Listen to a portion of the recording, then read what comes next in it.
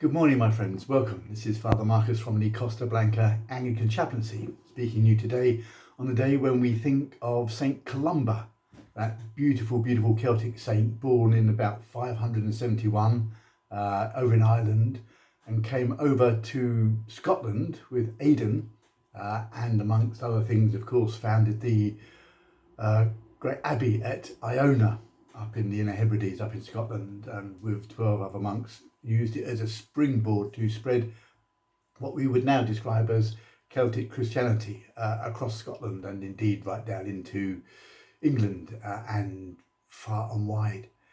Celtic Christianity has a very beautiful sense about it. It of course is rooted in the Gospels and in the presence of Christ. It also has a great reverence to nature and the whole of God's creation, and it embraces everything to do with creation in its forms of worship and in its descriptions of things to do with holiness. I want to talk to you a little bit today about the Iona community and everything that continues to happen, keeping the celebration of Saint Columba alive, but also thinking about the way that we embrace a spirituality that isn't afraid of the things that some forms of spirituality shy away from. Celtic spirituality, the Iona community is happy to embrace issues to do with politics and the political infrastructures that govern our worlds and our societies. It isn't afraid to question and challenge big issues to do with the environment, to do with the way that we all use our God-given planet and what happens to it. It doesn't shy away from the whole idea of community and unity and this sense of togetherness, and it challenges us to really seek justice in all its forms for every single issue, and to strive for peace and for unity, and to make sure that we have a positive effect on everything and everyone that we come across. Those, you will know, are all part of every form of Christianity, but Celtic Christianity seems to have a great ability to bring it home, to make it real, to challenge you to actually do something specifically about it. And at the moment, today is the feast of Saint Columba, and the Iona community will be having what's called a Columba Fest, and it will be run over a few days. And what will happen during that Columba Fest, and a lot of it is online at the moment because people can't gather together so much in groups and can't travel around so easily. It will encourage people to take some time out to focus on their spirituality in and amongst the whole of creation. And if you were to look at the Iona Community Columba Fest resources that are available to us, there are a number of spiritual walks that you could do. Walks amongst the trees, walks amongst the paths or the roads, walks amongst or close to rivers and water. And all of those things have in themselves a sense of spirituality.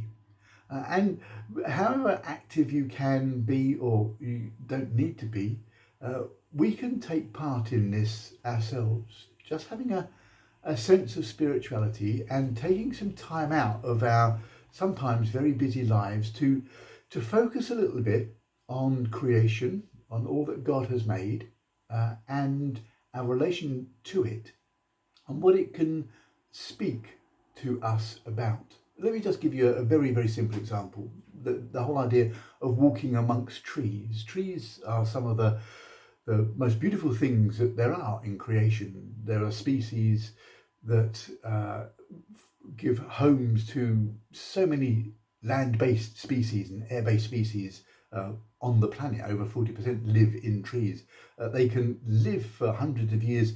They provide, they clean the air, they provide us with sources that are used in medicine, but they also, just by their very nature, teach us to, as it were, reach up towards that which is holy, and have roots really deep, and go right into the earth to create a sense of stability.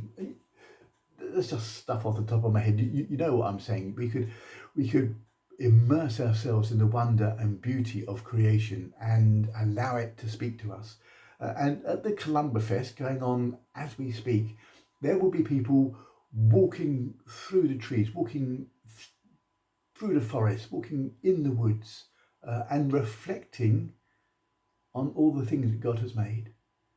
There'll be those who are travelling paths, and these may be like paths through the countryside, or they may be the roads in which you live, and thinking of the great spiritual journeys that we've been on and that we continue to go on, and the importance of the journey itself, the pilgrimage itself, the Camino itself.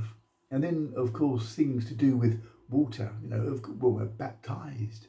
We are baptized in water, and traditionally, in the ancient times, we would be, submerged under the water to come out with a new life. But water is not only about baptism; it is about that, but it's about, we can't survive without water, and it's such a part of our daily life, bringing recreation and giving life and cleansing us.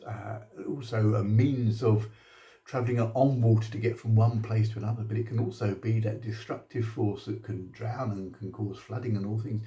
And I think the point I'm saying is that when we're focusing on a saint who immerses himself in the wonder and beauty of creation, we do well, I think, ourselves to take a little bit of time out to think about our relationship with the wonder and beauty of creation. And today, of all days, is a great day to think and reflect and pray. I'm just going to give you a few words from morning prayer from the Iona community, and it begins with this. Listen to this, it's just so beautiful. May we be wakeful at sunrise to begin a new day for you, cheerful at sunset for having done our work for you, thankful at moonrise and under the starshine for the beauty of your universe.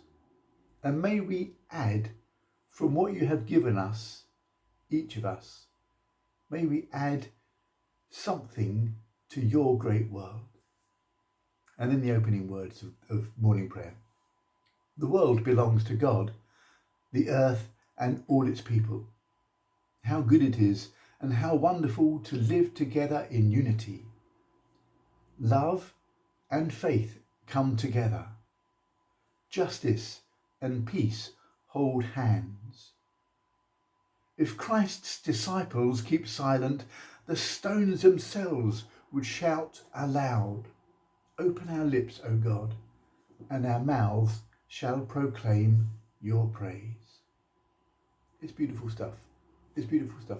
There's lots of material available about the Iona community, and about Celtic Christianity, and about living close to nature. And you can find so much of it on the internet. I don't need to give it to you all. But what I would say is, today of all days, when we're thinking about St. Columba and how he was a missionary, how he spread the gospel, how he preached and taught in ways that people could understand, how he let the love of God and the power of the Holy Spirit flow through him, how he strove for peace, for justice, for unity, and how he encouraged people to live the gospel.